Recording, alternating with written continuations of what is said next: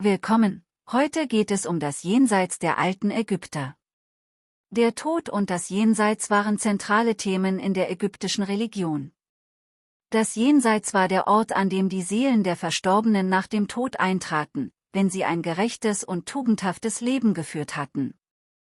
Die Ägypter glaubten an eine Art Prüfung, die den Übergang ins Jenseits bestimmte. Das Totengericht und der Weg durch die Unterwelt wurden in religiösen Texten detailliert beschrieben, wie etwa im Buch der Toten und im Amduat. Im Mittelpunkt des Jenseitsglaubens stand das Totengericht, das über das Schicksal der Seelen nach dem Tod entschied. Dieser Prozess wurde von Osiris, dem Gott der Toten und des Jenseits, geleitet.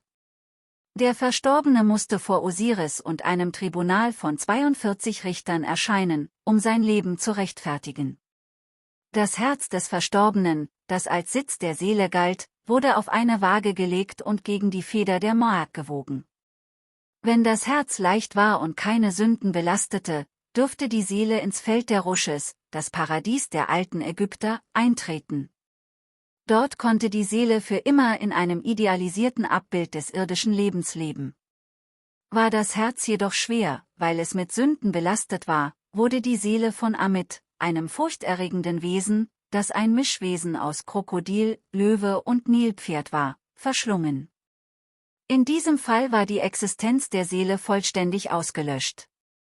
Das Amduat ist eine Sammlung von Texten, die die nächtliche Reise der Sonnenbarke durch die Unterwelt beschreiben. Diese Texte waren oft auf den Wänden der Grabkammern von Pharaonen zu finden und dienten als Leitfaden für den Verstorbenen, um die Gefahren der Unterwelt zu meistern und schließlich als wiedergeborene Seele hervorzutreten. Die Unterwelt bestand aus 12 Stunden, die die Reise der Sonne durch die Nacht symbolisierten. In jeder Stunde musste die Seele Hindernisse überwinden und gegen dämonische Wesen kämpfen, die die Sonnenbarke zerstören wollten. In der 6. Stunde erreichte die Sonne den tiefsten Punkt der Unterwelt, wo sie auf Osiris traf. Die Wiedervereinigung der Sonne mit Osiris symbolisierte die Wiedergeburt und den Triumph über den Tod. Der Pharao, der in den Gräbern oft mit den Texten des Amduat beigesetzt wurde, sollte mithilfe dieser Anweisungen sicher durch die Unterwelt reisen und schließlich das ewige Leben erlangen. Diese Reise war sowohl ein symbolischer als auch ein realer Ausdruck der Vorstellung von Tod und Wiedergeburt, die in der ägyptischen Religion zentral war. Das Buch der Toten ist eine bedeutende Sammlung von altägyptischen Texten, die den Verstorbenen im Jenseits führen und ihnen den Zugang zum ewigen Leben ermöglichen sollten. Es besteht aus einer Reihe von Zaubersprüchen, Hymnen und magischen Anweisungen, die dazu dienten, den Verstorbenen vor den Gefahren und Herausforderungen im Reich der Toten zu schützen. Der ägyptische Name für das Buch der Toten lautet Reise in das Licht oder Kapitel des Herausgehens bei Tag, Erunu Peret Emheru. Die moderne Bezeichnung Buch der Toten wurde von westlichen Gelehrten geprägt, insbesondere nach der Entdeckung und Übersetzung des Textes im 19. Jahrhundert. Das Werk entwickelte sich über mehrere Jahrhunderte und enthält Texte, die auf ältere Traditionen, wie die Pyramidentexte des Alten Reiches und die Sargtexte des Mittleren Reiches zurückgehen. Im Neuen Reich erreichte das Buch der Toten seine endgültige Form. Die Sprüche des Buches wurden typischerweise auf Papyrusrollen niedergeschrieben und dem Verstorbenen in das Grab gelegt, oft zusammen mit weiteren Beigaben wie Amuletten und anderen Gegenständen, die die spirituelle Reise unterstützen sollten. Es handelte sich nicht um ein einzelnes, festgelegtes Buch, sondern um eine Sammlung von Texten, die je nach individuellen Bedürfnissen und Wünschen des Verstorbenen zusammengestellt wurden. Das Buch der Toten umfasst 192 Sprüche, wobei nicht in jeder Version alle Sprüche enthalten sind.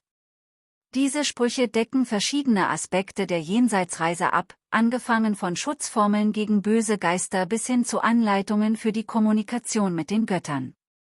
Viele dieser Texte sind Gebete an Götter wie Osiris, den Gott der Unterwelt, sowie an Ra, den Sonnengott. Sie sind oft in präziser, fast formelhafter Sprache verfasst, um sicherzustellen, dass die magischen Kräfte der Worte in der richtigen Weise aktiviert werden. Viele der Sprüche des Buches der Toten waren darauf ausgelegt, den Verstorbenen durch die gefährlichen und verwirrenden Regionen des Jenseits zu führen. Das Jenseits, bekannt als Duat, war ein komplexes Reich, durch das der Verstorbene reisen musste, um sein endgültiges Ziel zu erreichen, das Leben im Feld der Binsen, einer paradiesischen Landschaft, in der er ein glückliches, ewiges Leben führen konnte. Die Sprüche dienten als Anleitung, um das Jenseits sicher zu durchqueren, indem sie dem Verstorbenen die Namen der wichtigen Tore, Dämonen und Götter verrieten, die er auf seinem Weg treffen würde. Ein weiterer zentraler Aspekt des Buches der Toten ist der Schutz vor den verschiedenen Wesen und Gefahren, die im Jenseits lauerten. Dazu gehören feindliche Geister, gefährliche Tiere und andere dämonische Kreaturen, die dem Verstorbenen schaden wollten. Viele Sprüche beinhalteten daher Schutzformeln, die den Verstorbenen befähigen sollten, diese Gefahren zu umgehen oder zu besiegen. Ein Beispiel dafür ist der Sonnengott Ra, der auf seiner nächtlichen Reise durch die Unterwelt auf den Schlangendämon Apophis trifft, der Chaos und Zerstörung verkörpert. In einigen Versionen des Buches der Toten wird beschrieben, wie der verstorbene Ra im Kampf gegen Apophis unterstützt.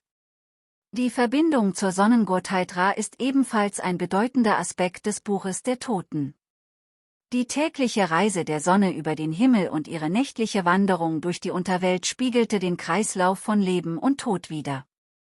Die Sprüche des Buches halfen dem Verstorbenen, Ra auf dieser Reise zu begleiten und so die Wiedergeburt und das ewige Leben zu erlangen.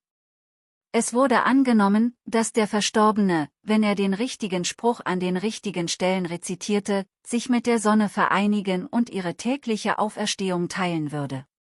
Eine wichtige symbolische Rolle im Buch der Toten spielt auch die Wiedervereinigung mit Osiris.